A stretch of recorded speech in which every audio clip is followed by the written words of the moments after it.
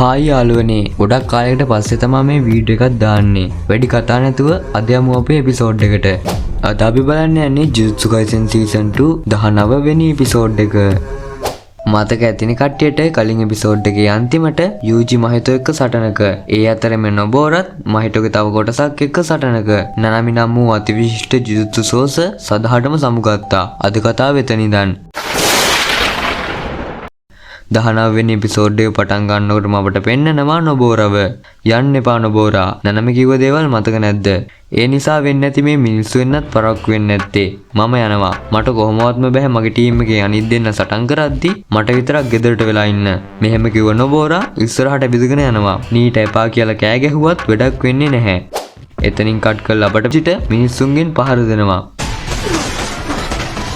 ඔයා හොඳින්ද කියලා යූජි අහනකොටම විකෘති වෙන මනුස්සයා පිපිරිලා යනවා. මහිත තමන්ගේ අත කටු ගොඩක් වගේ කරගෙන කණු කුඩු කරගෙන යූජි ළඟට ඇවිල්ලා පහර දෙන්න හදනකොටම එතනින් කට් කරලා අපට පෙන්නනවා නොබෝරව.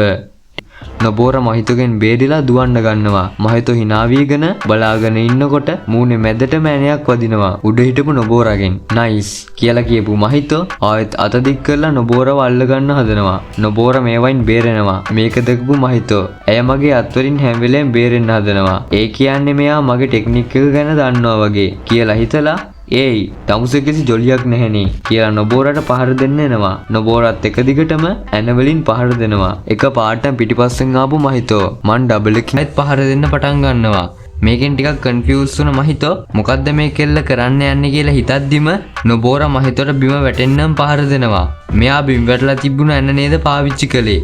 මහිතෝ මෙහෙම හිතද්දිම නොබෝරා ඒත් එක්කම අනිත් පැත්තේ හිටපු යූජිත් එක්ක සටන් කර හිටපු මහිතොරත් මේ නොබෝරගේ ප්‍රහාරය බලපානවා. ඒක තේරුම් ගත්ත යූජි කුගිසාගි කියලා කියනකොටම කියලා හිතනවා. එතකොටම අනිත් පැත්තේ ඉන්න මහිතොට යූජි පහර පිට පහර දීගෙන යනවා. මේ කෙල්ලගේ ප්‍රහාරය මෙච්චර බලවත්ද? මට තාම මගේ ශරීරය කන්ට්‍රෝල් කරගන්න බැහැනේ කියලා මහිතෝ හිතද්දිම යූජි කුකිසාකි ස්තුතියි එහෙනම් කියලා මහිතොට ලේ පෙරෙන්නම් පහර දෙනවා. මම පෙරදුනා. මම තනි වුණා. මගේ අතින් ගොඩක් දෙනෙක් මැරුණා.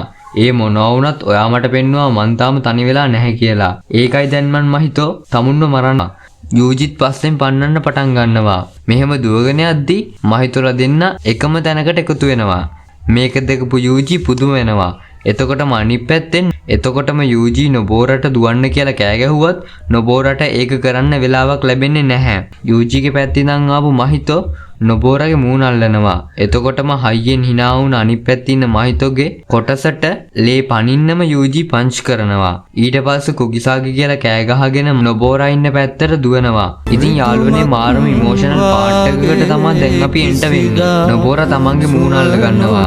ඒකම මහිතෝ දැන් බලමු අපි යූජි වීරයා මොනවද කරන්න කියලා. එතනින් කට් කරලා අපට පෙන්නනවා නොබෝරගේ අතීතය.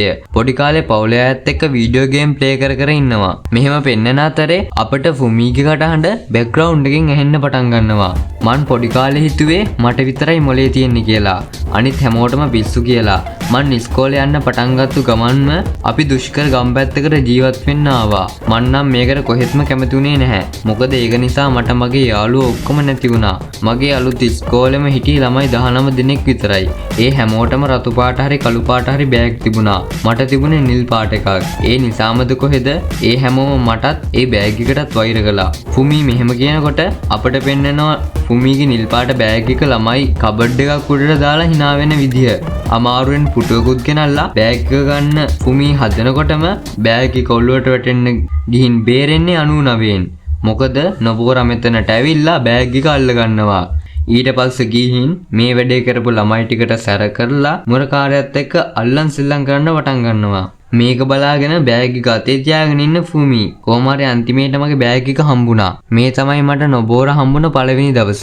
එයා එදාම අපේ ගෙදර ඇවිල්ලා තාත්තා එක්ක වීඩියෝ ගේම් ප්ලේ කරන්නත් පටන් ගත්තා. ෆුමි එහෙම කතාව ඉවර කරනකොට අපට පෙන්නනවා නොබෝර ඇවිල්ලා ෆුමීට "ඒයි ෆුමි මං අලුත් පොට් එකක් හොයාගත්තා. අපි යමුද?" කියලා ෆුමීවත් ඇදගෙන දුවගෙන යනවා. "අපි අද ඉඳන් මෙහි ජීවත් වෙමු" කියලා නොබෝර කියනකොට ෆුමී hina වෙනවා. නොබෝරා ෆුමීව ඇදගෙන ගිහින් තියෙන්නේ ගමට අලුතෙන් ආපු ගැහැණු ළමයෙක්ගේ ගෙදරට. යාළුවනේ ඉතින් මෙයාගේ නම සෞරි. නොබෝරවයි ෆුමීවයි දැකපු සෞරි නේද ඇතුළට එන්න කියලා කියනවා. ඊළඟට අපට පෙන්නනවා සෞරි තේ හදන විදිහ. බෑග්ග්‍රවුන්ඩ් එකෙන් ෆුමීගේ කටහඬත් අපට ඇහෙනවා. සෞරි ගමට ඇවිල්ලා තියෙන්නේ මන් ගමට ආවට පස්සේ. එදායින් පස්සේ අපි හැමදාම වගේ එයාව බලන්න එයාලා ගෙදර ගියා. එයාත් අපිව අමනාපකින් තොරව පිළිගත්තා. ඒත් නොබෝරා සෞරිව හම්බුණාට පස්සේ ගොඩක් වෙනස් වෙන්න ගත්තා. එයා මෘදු වෙන්න පටන් ගත්තා. පරණ විදිහට නෙමෙයි ගොඩක් විනීත වෙන්න හැදුවා. ඔව් මායි සෞරි දෙන්නම් මේ ගමට පිටින් ආපුවේ තමයි. ඒත් අපි පස්සේ සෞරිගේ ගෙදර අමුතු දේවල් වෙන්න පටන් ගත්තා. බලිකුරුටු අමුතු විදියට හිම වැටීම් මේවා මැද්දේ ටික දවසක් යද්දි මං හිතුවා වගේම සෞරි ගමෙන් යන දවසට අඬන්නත් දන්නවා කියලා. ඒ දැනුණු කම්පණය මට කවදාවත් අමතකුනේ නැහැ. මේ අවුරුද්දේ ජූනි වල නොබෝරා ටෝකියෝ වල තියෙන හයි ස්කූල් එකට යනවලු. ෆුමි මෙහෙම කියනකොට අපට පෙන්නනවා ෆුමිගෙන් සමුගන්න නොබෝරව. බායි මං යනවා. මං ආයේ කවදාවත් මෙහෙ ඉන්නේ නැහැ ෆුමි. ඒ නිසා ඔයත් පුළුවන් තරම් ඉක්මනට මෙහෙම පිටවලා යන්න වග බලා ගන්න. මෙහෙම කිව්ව නොබෝරා කෝච්චියට නගිනවා. මං කවදාවත් මාත් එක්ක ආයේ සෞරි ගැන කතා කරලා නැහැ. ඒත් අද කියලා ෆුමි හිතද්දිම කෝච්චියේ ඉන්න නොබෝරා ෆුමි අපි තුන් දෙනා කවදා හරි ආයෙත් කම්මැලිකමේ මූණට අත තියාගන්නකොටම එකපාරටම පුදුම වෙලා කණ්ණාඩි අරන් බලනවා. මොකද්ද වෙලා තියෙන්නේ කියලා. මෙතන සෞරි මූණට අත තියන්නේ හරියට නොබෝරා මහිතෝගේ කම්මුල් පාරට පස්සේ මූණට අත තියාගත්ත විදිහටමයි. අනේ මගේ මූණේ ආයෙත් පිම්පල් එකක් ඇවිල්ලා. සෞරි මෙහෙම කියනකොටම එතන තේ හදා හිටපු කෙනා ශිබුයා වල අවුල් ජාලයක්ලු ත්‍රස්තවාදීන්ද කොහෙද කියලා කියනවා. මේකෙන් පුදුමුණ තේ හදන කෙනා මොකක්ද අනේ ඇහුවේ කියලා අහනවා. නැහැ මම කියලා. මං ඉස්කෝලේ යනකොට හිටියේ අමුතු ගමක. එහෙ ජීවත් වෙනකොට මට කෙල්ලෝ දෙන්නෙක් හම්බුණා. එයාලා මට වඩා අවුරුදු 7ක් බාලයි. එතනින් නොබෝරට මගේ හිත ගියා. මට කිසිම සහෝදර සහෝදරියෙක් හිටියේ නැති නිසා මං හිතුවා එයා මගේම සහෝදරිය කියලා. මං එයාලට තේ පවා හදලා දුන්නා. කොහොම වුණත් මං එයාලට මාව සම්බන්ධ කරගන්න විදිහක් දුන්නේ නැහැ. පස්සේ අපි ටිකින් ටික වෙන්න උනා. නොබෝර ඇත්තටම ගොඩක් ඇඬුවා. මං ගමෙන් පිට වෙලා ආපු දවසේ. ඒත් එයා දැනගත්තොත් මං කොච්චර බෝරින් ජීවිතයක්ද ගෙවන්නේ කියලා අනේ මන්දා නොබස් කරගත්තා. නොබෝරා ඒ එක්කම පිටිපස්සේ හැරිලා බලද්දි ෆුමීව දැකලා සෝරි කියලා කියනවා. ඒ එක්කම යූජීට ඊට ඩෝරි හැමෝටම කියන්න ජීවිතේ එච්චර නරක නැහැ කියලා කිව්ව නොබෝරා. කිසාකි ඉතින් යාළුවනේ ඔතනින් 19 වෙනි එපිසෝඩ් එක ඉවර වෙනවා. ෆයිට්ස් 20 වෙනි එපිසෝඩ් එක බලන්නම් වෙනවා. එහෙනම් හැමෝටම සුබ දවසක්. Subscribe, motherfucker.